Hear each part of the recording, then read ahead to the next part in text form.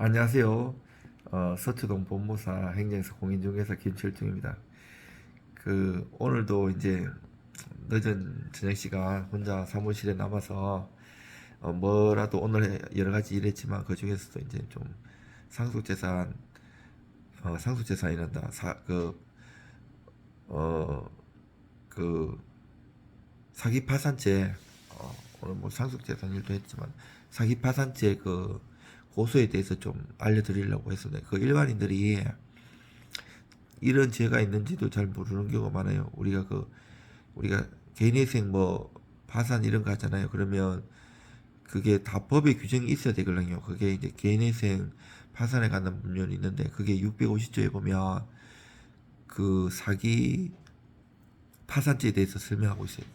그게 뭔 말인가 하면 이제 그 파산 채무자가 그 파산 재단의 그 재산 목록이라든지 허위로 이제 재산을 은닉하기다든지 뭐 양도 손괴 채권자에게 뭐 불이익한 처분 상업장부 미작성 허위 기재 폐쇄장부 변경 은닉 손괴 또 파산재단의 부담을 허위로 전가시키는 행위 요런 걸 하면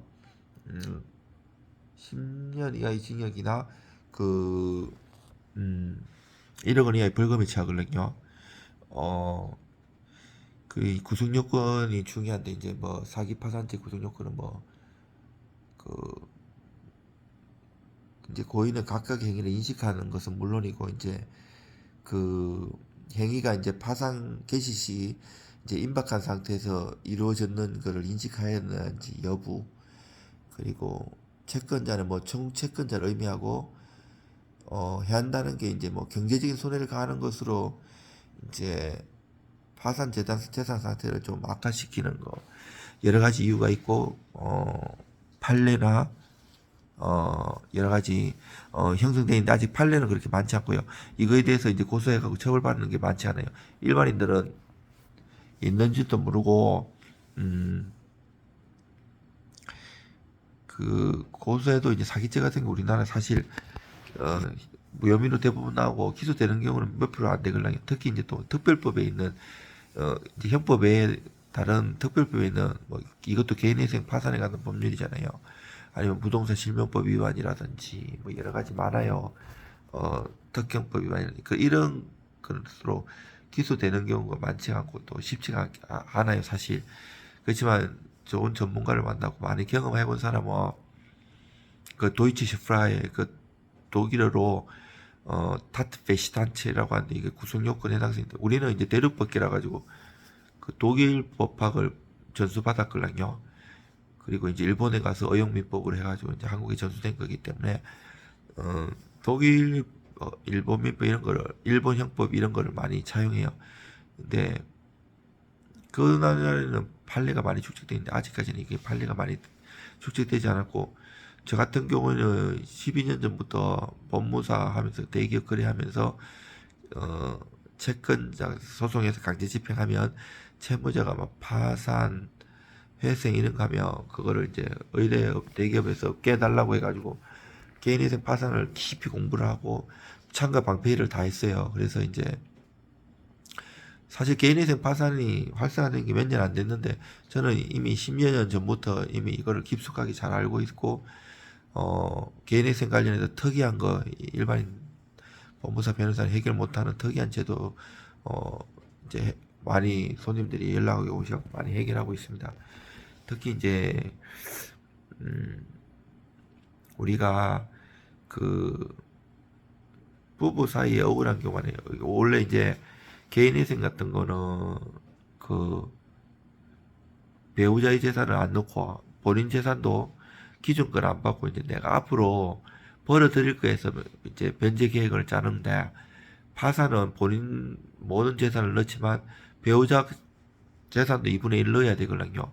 근데 별거 한다든지 남자가 아내하고 별거하고 다른 여자하고 살림을 차리고 동거를 하고 이러면 하면서 파산 신청을 하고 면책됐다. 이게 진짜 심각할 수가 있어요. 이러면 배우자한테 나중에 이제 자기는 파산했기 때문에 배우자가 빚을 딱 떠안아야 할 수도 있고, 배우자 재산에 대해서 만약 그 남자가 아버지가 돌아가셔가지고 그 상속 재산을 형제하고 엄마하고 이렇게 받았으면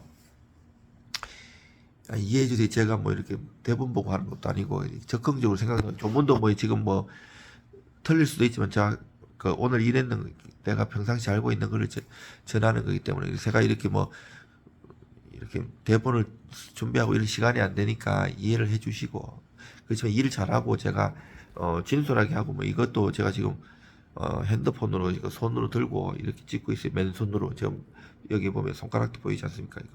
이거 그렇지만 누구보다도 많이 일도 해보고 자료도 많이 주죠. 저는 외국 논문이라든지 한국 논문 이런 거 다 참조하고 공부를 많이 해요. 뭐 하나의 사건에 대해서 대충대충 일을 하는 사람이 아니고, 또 이제 서류 파악 같은 거 아무리 많은, 오늘도 손님 이만큼 들고 왔는데 판단하는 몇 분도 안 걸렸어요. 그냥 딱 보면 어떤 쟁점인가 이걸 다 알아요.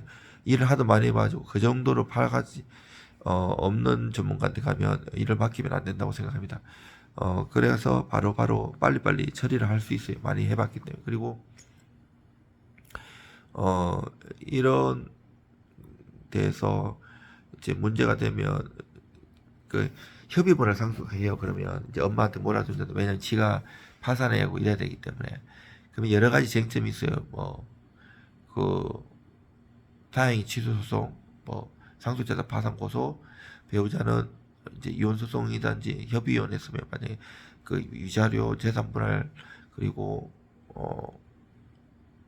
상간자 소송 뭐 많아요. 하여튼 쟁점이 있는 그런 거를 여러 가지로 복합적으로 도와줄 수 있기 때문에 저 같은 경우는 법무사 행정 다 하기 때문에 뭐 민사, 영자, 행정심판, 행정소송 골고루 도와드릴 수 있어요.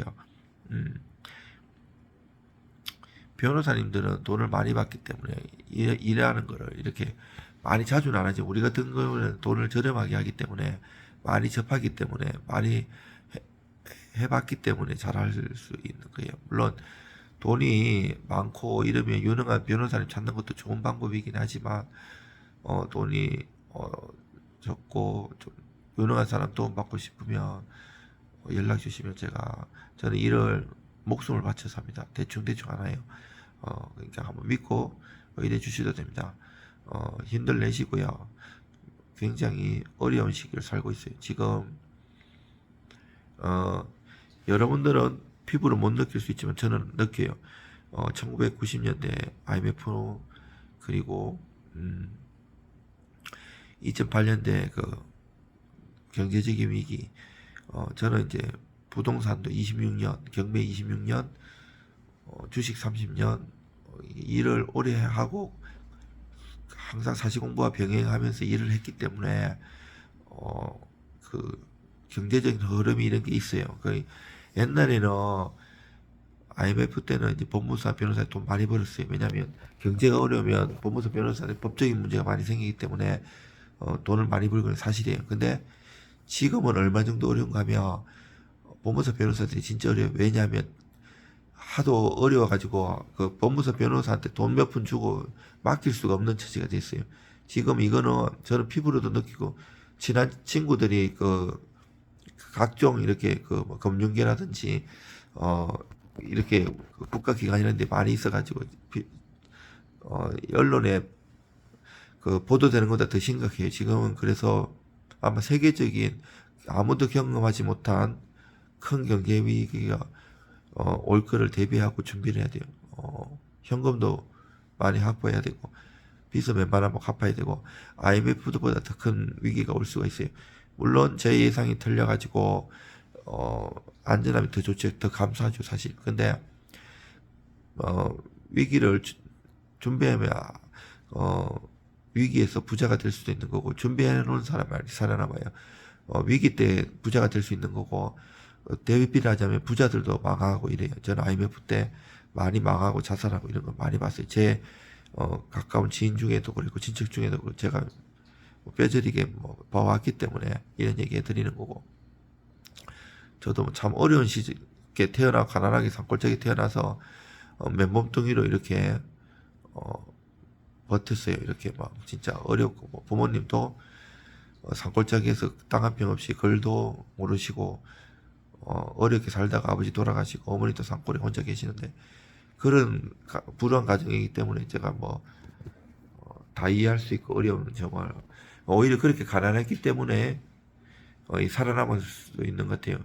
저는 제 나이가 50대지만 때의 인생 얘기를 하면 뭐 70대가 겪었던 그런 걸 겪고 살았으니까 진짜 그 칡뿌리 캐먹다가 칡뿌리도 다 떨어지면 그 소나무 있잖아요. 그 안에 그거를 그 껍질을 먹으면 이게 소화가 안 돼가지고 똥을 놓으면 똥구멍이 막 찢어지거든요. 그러면 진짜 피가 나요. 그러면 어린 심정이 진짜 야 그래서 어른들이 진짜 똥구멍 찢어지게 가난하도 하는구나. 진짜 나는 잘 살아야지.